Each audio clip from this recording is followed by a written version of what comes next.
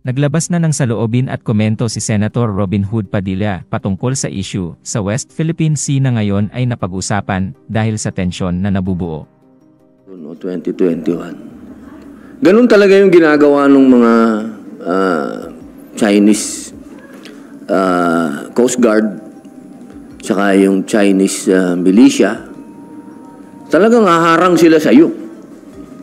Pero kami, hindi kami nagpaharang. Kami ay, ating to, ba't kami haharangin nyo kami dito? Kaya tumuloy-tuloy lang kami hanggang sa nakarating kami dun sa pupuntahan namin. Alam naman natin kung gaano ka-agresibo ang bansang China sa pagkuha ng karapatan sa West Philippine Sea, kung saan ang Pilipinas ay pilit nang nakikipaglaban para sa karapatan sa soberanya ng Pilipinas. Hindi lingid sa ating kaisipan na ang West Philippine Sea ay pasok pa sa Siam-Line Map, kung saan ay malinaw na ang karapatan ay sa lugar na ito ay dapat ang Pilipinas ang mamuno. Subalit sa ngayon, tila nagiging agresibo ang China. Halika at panoorin ang video na ito. Malabo yun, ha? Anong ginawa nung ating research vessel? Nagpaharang ba siya? Sir, parang 8 hours sila na standstill doon. Hindi pa po malinaw kung bakit sila hindi gumagalaw. 8 hours. And then eventually po, tumuloy na sa Bajo de Masinloc yung research vessel. Tapos binuntutan pa rin po sila ng China Coast Guard. Hindi, ganun naman kasi kahit nung ako din nagpunta doon, noong 2020 yata ako nandun, o 2021. Ganun talaga yung ginagawa ng mga Chinese Coast Guard tsaka yung Chinese militia. Talagang haharang sila sa iyo. Pero kami, hindi kami nagpaharang. Kami ay, ating to, ba't kami haharangin nyo kami dito? Kaya tumuloy-tuloy lang kami hanggang sa nakarating kami dun sa pupuntahan namin. Dapat ganun lang ang maging, huwag tayong magpapaharang. Atin yun eh. Ang kailangan lang dito talaga, at ang ipinakikiusap ko din lagi sa ating mga kababayan, itong bagay na ito, hindi naman po ako nagbabago ng posisyon. Kasi yun pa rin ang posisyon ko. Kung ano yung sinabi ko sa hearing, yun pa rin ang posisyon ko ngayon. Ito, malinaw na pag sinabi natin na paglagpas ng 12 nautical miles, yun ay tinatawag nating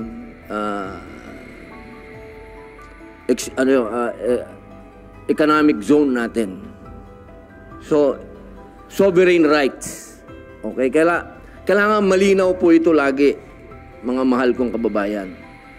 Pagka sinabi pong sovereign rights, uulitin ko lang po kung ano yung sinabi ko sa hearing. Pag sinabing sovereign rights, may karapatan po tayo doon sa mga nasa ilalim ng tubig na yon.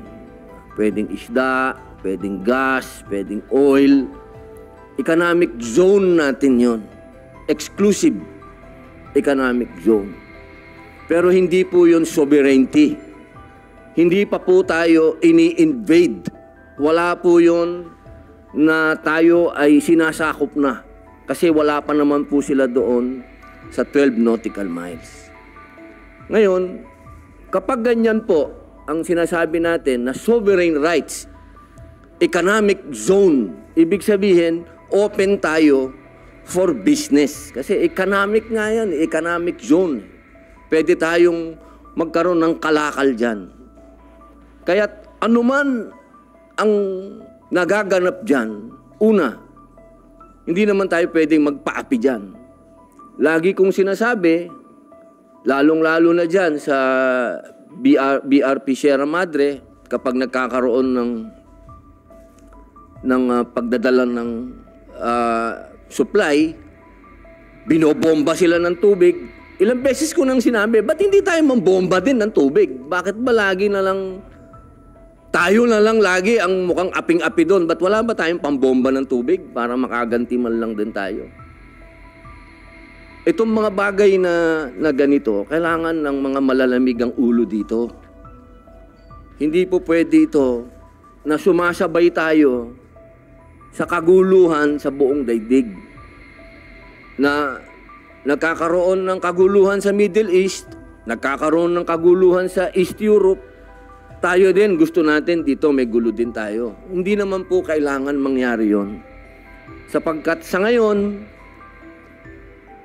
easy yan, ibig sabihin, yan ay economic area yan, pwede tayong magnegosyo dyan, magtulungan tayo dyan, ilan ang kapitbahay natin dyan, ilan ang may claim dyan, ilan ang bansa na nagsasabing pagmamay-ari nila yan, ba't hindi tayo magkaroon ng pag-uusap at umpisahan natin magnegosyo dyan, mag-business dyan. Huwag tayo sana,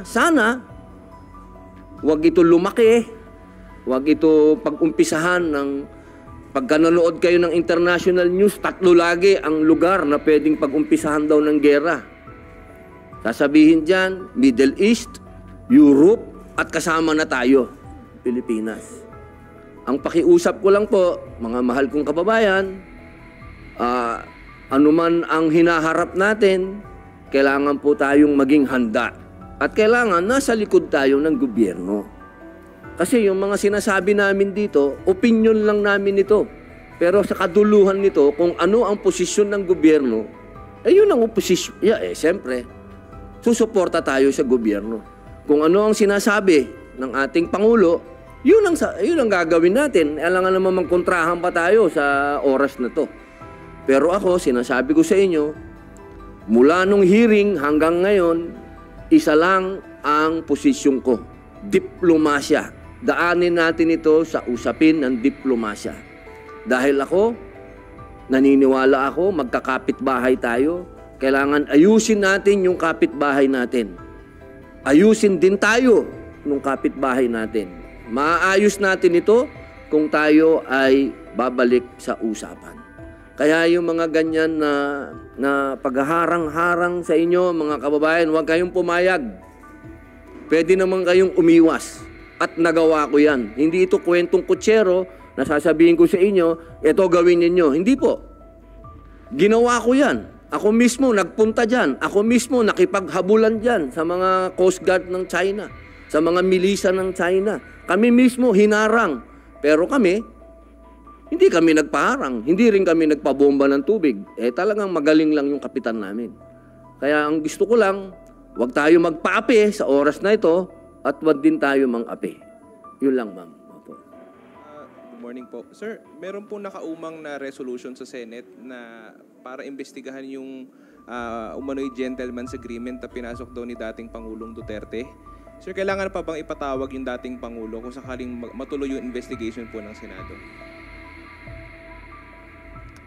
Alam nyo, napakahirap magkomento kasi mga presidente yung nag-uusap. Sa ngayon kasi nagbigay ng komento si Pangulong Bongbong Marcos.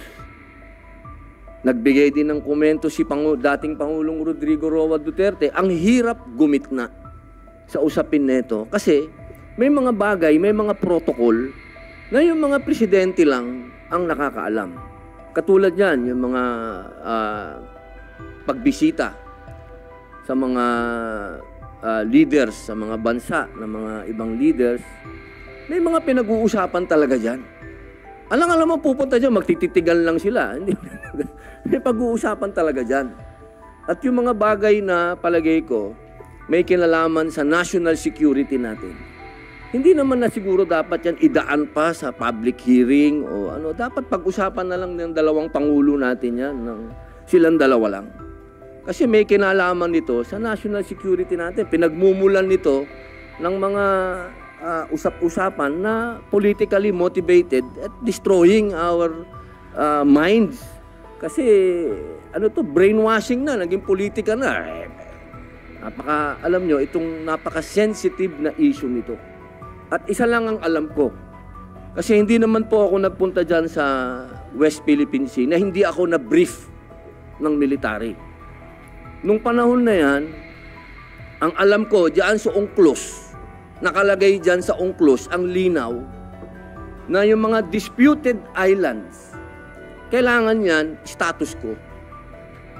Sinabi yan nandyan yan sa UNCLOS. Ano? Kaya, nung ako'y nagpunta dyan, nung ako'y umikot dyan, naiintindihan natin kung ano yung pinagtatalunan dyan sa West Philippine Sea. Kaya ang linaw po na nung panahon ni Pangulong Rodrigo Roa Duterte, hindi naman tayo nagkaroon ng ganitong klaseng escalation. Ang nangyayari noon, kapag may nangyaring medyo mabigat, nadi-de-escalate sa agad. Ngayon lang kasi ito medyo lumaki. Kaya sana kung mag-uusap si Presidente Bongbong Marcos at si Presidente Duterte, mag-usap na lang sila ng private. Hindi na kailangan idaan sa hearing at malaman pa ng China kung ano yung pinag-uusapan natin. Usap ni Duterte at ni President Marcos. Wala nang Senate hearing. Siguro ako lang po, hindi lahat ng bagay naman kasi kailangan natin ipaalam pa sa taong bayan, lalo na itong national security na to. Siguro mag-usap muna si Presidente, yung dalawang presidente, at gumawa sila ng statement nila pareho para unity naman ang makita natin. No? Sa oras na to, ang kailangan natin, united ang mga Filipino, hindi tayo divided. Kasi nakikita naman natin yung mga ganap sa buong daigdig. Ano? Sana naman tayo mismo, mga Pilipino, sa oras na to, wag na natin masyadong bulaklakin ang politika kasi nasa bingit tayo, mga mahal kong kababayan. Kumbaga, nasa cliff tayo ngayon. Dalawa lang ito, tatalon ba tayo sa tubig o aatras tayo? Yun lang yun. Tatalon ba tayo ng sabay-sabay o magtutulakan tayo? Yun lang naman yan, mga kababayan. Kailangan medyo malinaw ang isip natin dito sa usapin na ito.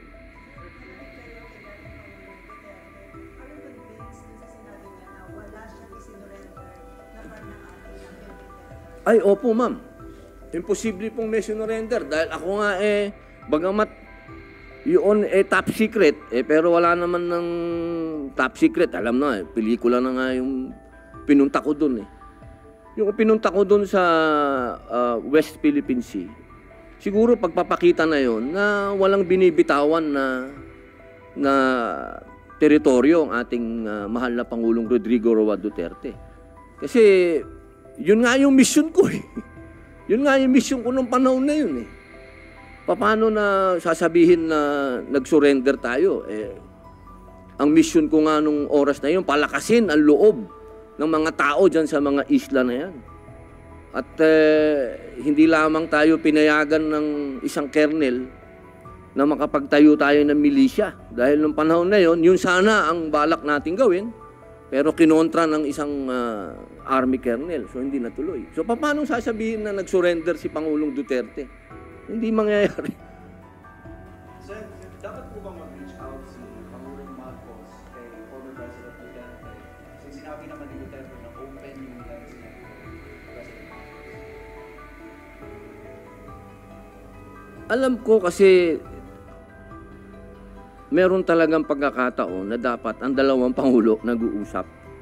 Lalo na yung katatapos lang ang termino at yung sumunod.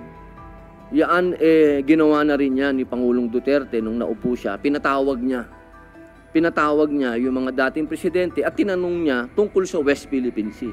Siguro ganun din ang pwedeng gawin ni Pangulong Bongbong Marcos. Ipatawag niya si Pangulong Duterte. Ako naman alam ko anytime na patawag niya si Pangulong Duterte, dadating yun. Lalo na may kinalaman sa ating kasiranlan.